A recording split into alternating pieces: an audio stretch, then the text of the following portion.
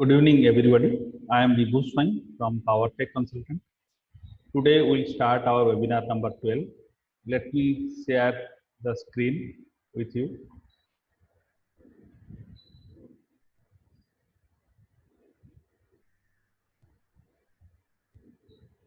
So, webinar number 12 is basically the remaining portion of book 3, chapter 1, electrical system.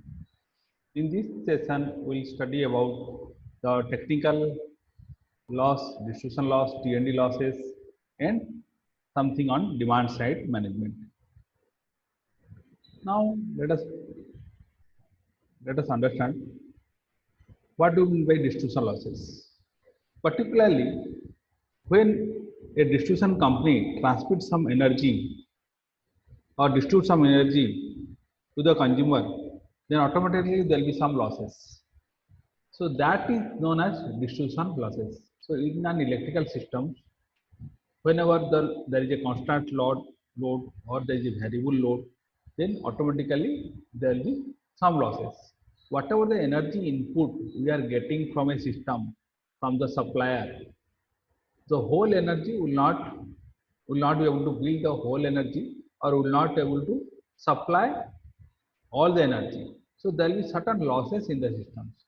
It might be due to technical loss, it might be due to distribution loss, it might be due to this I square R loss, or there will be some voltage drop, or we are not able to capture the meters, or reading is not proper, there will be some manual error.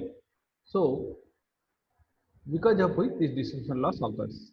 So identifying and calculating the sum of individual contributing loss component is a challenging one, and it requires extensive experience and knowledge. But how to mitigate these losses? These losses can be mitigated by relocating the transformer and substation near to load center. So if I relocate the transformer and substation to the nearest to the load center, I'll eliminate the LT side distributions. So the current path or power flow will be lesser in LT side. Power will mainly fall in ST side, due to which the distribution loss or I square R loss will go down. Similarly, rerouting and reconducting of feeder and line where losses and voltage drops are high. If I utilize lower size conductor, then for higher current, this will be have some low resistances, higher resistances. For the same current, if I utilize lower size conductors, then automatically my I square R loss will go up. But if I use good quality and good size conductors or higher size conductors, the resistance R will be lower, due to which conductor the power loss will be lower or it will decrease. And in case there is a long line, but I know it can be shortened by rerouting the line, then the length of the line will reduce, due to which the resistance also will reduce. So power factor improvement by incorporating capacitor at load end. By putting power factor also, we can improve the voltage profile. Then the KVA demand will be reduced, because it will supply KVR requirement of the load. It will be KVR generator. So KVA will be reduced, due to which your current will reduce for the same voltage, and my distribution loss will also reduce. Optimum loading of transformers. You have all learned that transformer is mainly efficient when it operates at 70% of load. That means if I am running 2-3 transformer, some transformer at 100% load, some transformer at, let us say, 40% load, then these are not efficient running of transformers. What I can do, I can make them parallel so that both can share the load at 70% each. 140 instead of 140 each can share 70 each, and transformer will operate at its optimum efficiency. Then low resistance Opting for low resistance all aluminum alloy conductor. Earlier, we used to use aluminum core steel reinforced conductor ACSR, means aluminum core steel reinforced. Why steel is put inside? Because steel gives some additional strength. It can take care of wind load, it can take care of ice load. So earlier conductor above in the middle core there is a steel reinforced was given, and beyond the around the steel core there are aluminum wires are drawn to manufacture ACSR conductors. But new trend is all aluminum alloy conductors. Now these does not have any steel reinforced. Since these conductors are all aluminum, therefore its resistance is lower. As you know, steel has higher resistance as compared to aluminum. So opting for lower resistance is triple AC conductor also gives rise to lower distribution losses. Similarly, if you go to any rural village, currently we are doing a survey or we are doing a study in Paradip Electrical Division of Odisha, and we are trying to make it a model distribution zone. What has happened? It is a rural area, and there are a lot of loose contacts, jumpers, loose jumper connections, even the fuse are loose. So in that case, what will happen? There will be sparking will be there, and that will result into I square R loss. So that will result into heat loss. So if you remove low or reduce the jumpering connection loose contact old brittle conduction, then also will be able to reduce the distribution losses. So these are the 4 or 5 ways how we can reduce the distribution losses. During energy audit, also you need to tackle or you need to attack or you need to concentrate on those industries where the distribution losses, the scopes are high. For that, you should know what are the tentative losses, minimum and maximum for different type of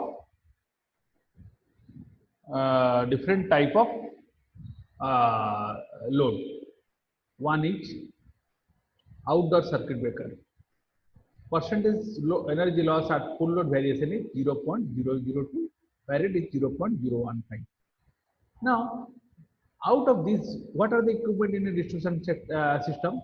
Outdoor circuit breaker, generator, current limiting reactors, transformers, load break switch, medium voltage starters, motor control center, cable, large rectifier, static variable speed drives, capacitor. Now, since these are all equipment or all other component of the distribution system, if I know where the losses percentage is higher, then I can attack those instruments during my energy audit.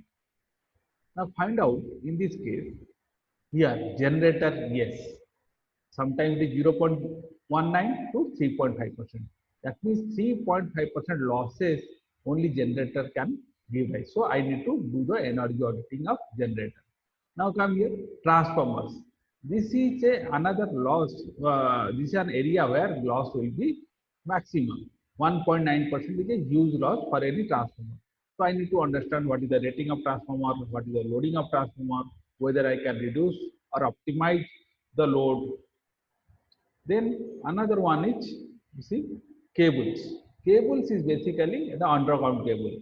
So if the cable size is low, there is enough heating is there. If I buried it in the ground, then there will be heat loss. There will be some temperature increase will be there.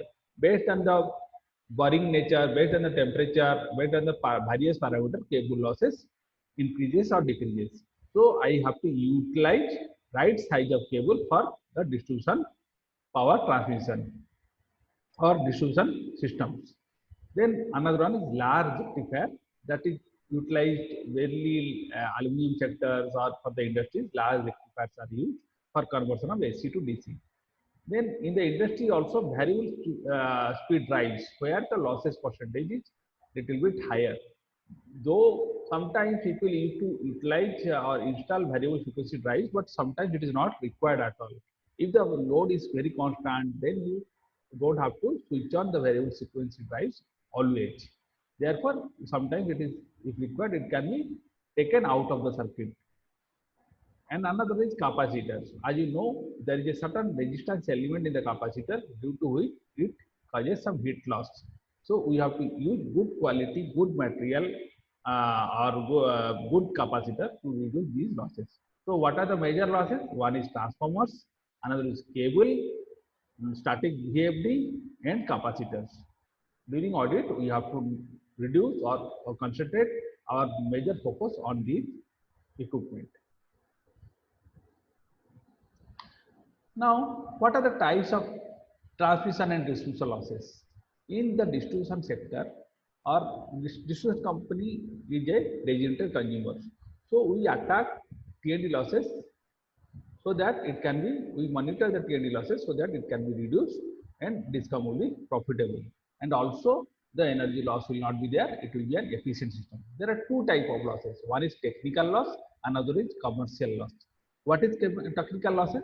It is purely technical in nature. It is due to the system and the major factors on which technical losses depends. One is transformation losses. That means at each transformer there will be some losses as we studied in the earlier slide. Another one is higher I square R loss. That means there is a resistance in the circuit due to which current flows and there is a I square or loss is there. Another one is poor power factor. If power factor is not good, what will happen? The KVA demand will go up, due to which current will go up for the same kilowatt requirement or for the same kW or load requirement.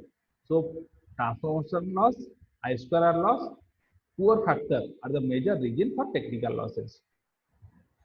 Another few areas you can also study that during, if the tree also touches, there is a technical loss. If the jumper is not correct, there is a technical losses. If the connection are loose, there is a technical losses. If the conductor size is not good, there is a technical losses. If cable size is not good, that is also technical losses. So these are the technical losses which we have all just now studied. Now, what is the loss, minimum losses and maximum losses limit? So it is in the range of 7% to 15.5%. That means roughly you can take technical losses each from 7% to 15.5%. But in certain distribution company, this is also within 3%.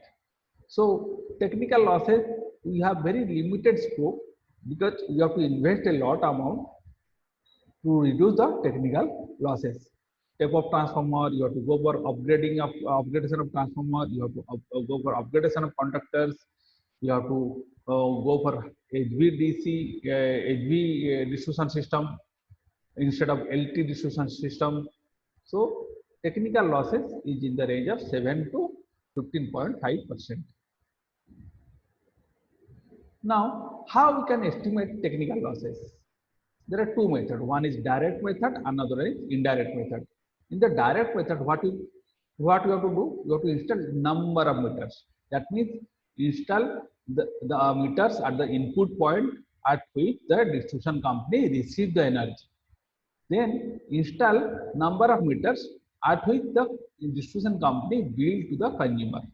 So the difference between input meter minus output meter reading is your technical loss. So difference between input energy and sum of all consumer over a specific duration is accounted for distribution losses.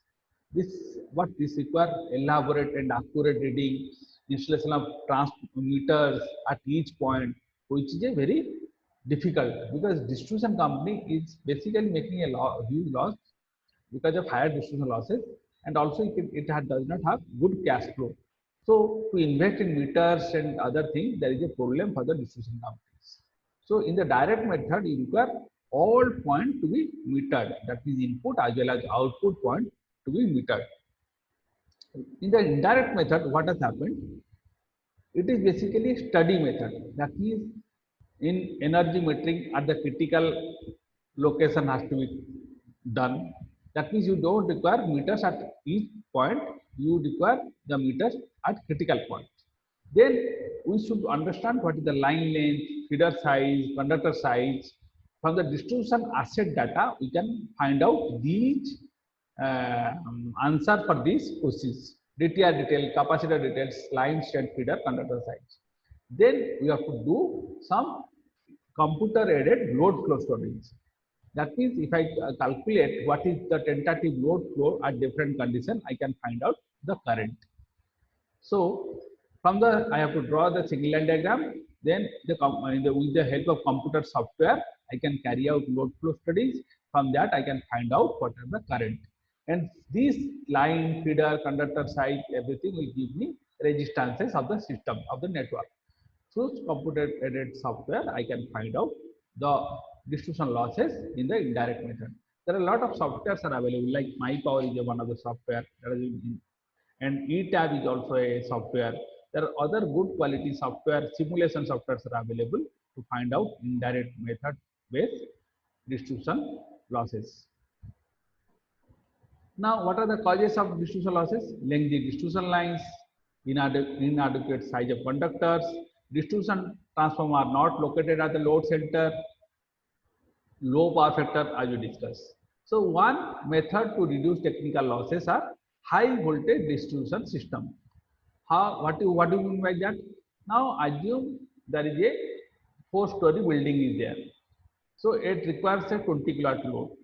A distribution company or the consumer has an option to take this 20 kilowatt load at LT system. That means you will draw 415 volt line to its own home. But in that case, what will happen? Since 20 kilowatt is a good load for any normal consumer, there will be LT distribution losses will be there. But in case distribution tells the consumer, don't take LT line, install a 11 kV by 400 volt, 25 kVA transformers. This is known as 11 kV, that's why high voltage. Distribution system, because it is distributing or supplying the energy at 400 volt. So if the DISCOM tells the consumer to go for HVDS systems of this size and this transformer, what will happen? All the power will flow at 11 kV. So there will be reduced technical losses. But here the consumer has to invest in the transformer. Therefore, what DISCOM can say or DISCOM used to take that if you avail power supply at high voltage distribution system, you will get some incentive by reduction of tariff.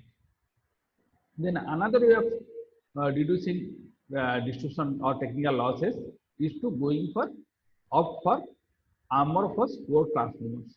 As we have discussed in the transformer sections, if in case of silico manganese or CRGA steel,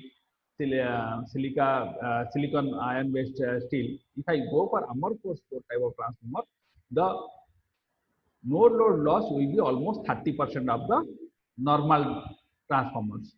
So by amorphous core transformers, I can reduce the distribution losses. Then what are commercial losses? Commercial losses are basically which are not metered. Sometimes a consumer is not connected, is having supply without meter. Sometimes there is it is not properly built, and then the revenue is not collected properly. And these are mainly due to discrepancy or intervention of the field staff with the consumer, or that is known as collusion of field staff with consumer. That means they mix each other, they collude, the lineman or the field staff collude with the consumers, and they do certain discrepancy in the system, due to which and the commercial loss occurs. So either meters are not correctly read or billed, or revenue are not collected properly. So one is meter reading. That means the field staff does not able to take the meter reading. It might be consumer is not in the house, premises is locked, consumer is not traceable, or defective meters, stopped meters, temporarily disconnected consumers, but in the database there is a consumer, and there is a collusion of the consumer. So meter reading will be not there, but the consumer is getting power supply. So power is being supplied, but it is not being recorded in the meters. So due to which there is a commercial loss. Similarly, sometimes people or the consumer try to do meter tampering. Because of meter tampering also, there is a commercial loss to the distribution company. Now collection efficiency. Now distribution company bills to the consumer as per the meter reading, correct meter reading, but they don't collect the money. due to which there is a collection efficiency reduces. Collection efficiency is nothing but total amount collected divided by total amount billed. So lesser collection gives to higher ATC loss or techno-commercial loss. Now, what is AT and C loss? This is very important. This is known as aggregate technical and commercial losses.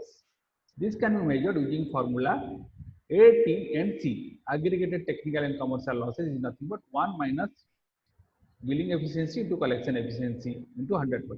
What is the billing efficiency? Total units sold divided by total input. What is collection efficiency? Revenue collected divided by amount billed. Now let us come and see this example. In this case, the total input to the distribution company is 10 million unit, and he billed, there is a meter, he billed around 6 million units, but sometimes there is no meters. So load factor base, some assessment is done, and load factor base billed is 1. That means there is no meter, but it is being assessed. What is its load, particularly for consumer like agriculture, Kutir Jyoti, they don't have any meters. So it is assessed, the energy consumption is assessed, and this is 1. So total bill is 7 million units. Now amount bill, based on this 7 million unit, then let us say the amount is 400 lakh rupees. Then amount collected is 410. You can ask a question, why collection is more?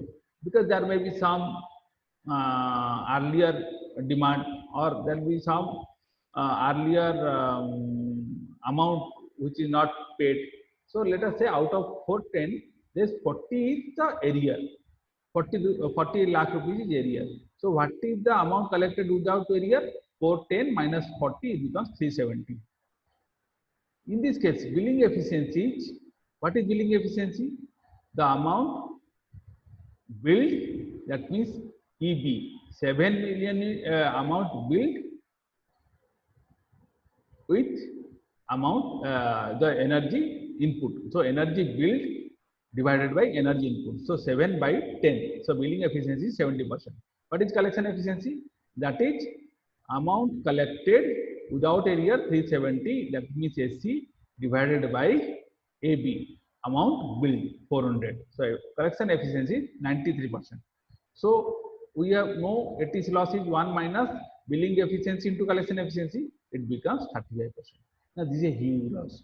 That means 35% of the energy is going due to technical as well as commercial losses in the distribution company. Sometimes in certain distribution company, it is almost 50%, 60%, 70%. So therefore, distribution company need to take certain action to reduce this AT and C losses. Now, what do we mean by demand side management? Demand side management, as you read, that 1 kilowatt energy saved is equivalent to 2 kilowatt energy generated, or 1 unit of energy saved is equal to, at the consumer end, is equal to 2 unit of energy generated. Therefore, it is better to control my demand. If the energy demand or electricity demand is increasing, so one way of controlling this increasing demand growth of electricity by adding new supply, adding new generator, or adopting demand side management. That means restricting the demand or optimizing the demand. So there are two approaches to meet the demand growth of electricity: supply side capacity addition or demand side management. But if you want to go for supply side management, you require coal, you require larger investment, you require the investors, which is not a cost effective solution. So what is the cost effective solution? Demand side management, because it utilizes the resource in a beautiful manner. It optimizes the resources. Here resources are consumed, but here resources are optimized. So what is the objective of DSM? Improve the efficiency of energy systems, reduce financial need to build new energy facility, minimize adverse environmental impact, because resources are not used. So it will have lesser adverse environmental impact. Lower the cost of delivered energy to consumer, because you are able to manage the show with lesser energy. So there will be lower cost of delivered energy to the consumer, reduce power shortage. So by adopting DSM measures, you can reduce power shortage, power cut, and improve the reliability and quality of power supply. Now, how you do demand side management? For that, what you have to do? You have to do load research.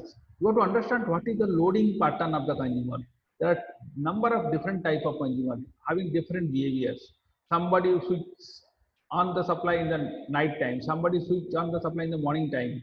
So based on the consumer, you have to trial pattern. You have to see the load research. Then find out the load shape. So if there is a valley like this, if there is a valley like this, that means there is a peak shortage will be there at certain time. So loads, depending on the loads shape, we need to make a load at a certain. It should not be valley, it should not be mountain. So you have to define the load shape based on the load research, draw the load curve, and by seeing the load curve, you can adopt some tool so that load curve can be flattened. Then assess program implementation, make some strategy, how to reduce the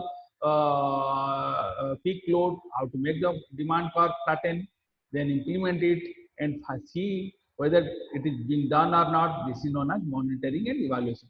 So load research, define load shape, assess program implementation strategy, implement the DSM measures, and monitoring evaluations are the methodology how DSM is carried out. Now, types of DSM. One type is go for efficient lighting. That means remove the old sodium vapor lamp in the municipality, reduce the incandescent lamp, fluorescent tube light, CFL, and go for LED lightings. Go for outdoor LED fittings. Then go for appliance leveling. That means you don't use no star equipment. Use star rated, which is a very good program of Bureau of Energy Efficiency that is known as standard and leveling. So use standardized equipment. LG go for 4-star or 5-star rated air conditioner, refrigerator. So now ESL has come up with 5-star rated AC program. सबसे सस्ता के नाम पे अभी आता है. So those type of rating or good AC star rated equipment has to be used. Then building regulations. You know, energy conservation building code has been mandatory. So you have to use equipment as per the building regulation. That means go for outdoor lighting, install number of glass-based windows, go for good quality of painting, which will not absorb the heat. So these are building regulations. Efficient alternative energy use. Go for wind-based power plants, solar rooftop, and go for in the daytime solar rooftop will give you some alternative source of energy. Efficient use of motors. So reduce motor loading, optimize the motor loading, utilize the motor pump at the low peak area or the off peak time. Then carry out preventive maintenance, energy management, energy audit. These are the energy reduction program. Now, what is the load management program? That means by this you are conserving energy. So once you are conserving energy, then your demand supply side capacity addition is not required. But in this case, how to curtail the demand, how to reduce the demand, or how to have do not have mountain, how to make the demand flat by changing the load pattern, by changing the behavior, encouraging less demand at peak times. When there is a peak time, when everybody is drawing, you encourage that low to draw less by giving incentive with a tariff. There should be peak rate. Peak rate will be very high. Off peak rate will be very low, so that it will be encouraged to draw power at off peak time because it will be cheaper. Load leveling, peak clipping. That means cut the peak by good demand side management. Throw out unessential load. Valley filling. Sometimes there is a valley and you need some load to be there. So encourage that during off peak, the tariff should be so lucrative that people will draw during those periods. This can be ascertained by a load study, load shifting, tariff incentive, and sometimes apply penalty. or ABT is also one of the part of load management system, which you have studied in the paper 1. Real-time pricing, ABT, UI-based pricings are real-time pricing. That means based during the frequency is not good, frequency is very low, then that means demand is very high. So at that time, if you are drawing more, you have to pay more. Power factor penalty. So these are the way how you can change the load. This is load management program. This is energy reduction program. These are the two types of DSM program. What is the benefit of demand side management? One is customer benefit, society benefit, and utility benefit. There are three benefits. For customer, satisfy electricity demand, reduce the bill has come down, and the services has improved, maintain improved lifestyle and productivity. But society, reduce environmental degradation because you are utilizing less resources, you are managing your demand, conserve resources, protect global environment, maximize customer welfare. Utility, lower cost of service, improve operating efficiency, flexibility, reduce capital needs, improve customer services. So these are the benefit of demand side management. With this, I conclude the demand side management and as well as technical and distribution losses of the distribution company. In the next class, we'll read about the particularly the harmonics. With this, I conclude. Good night.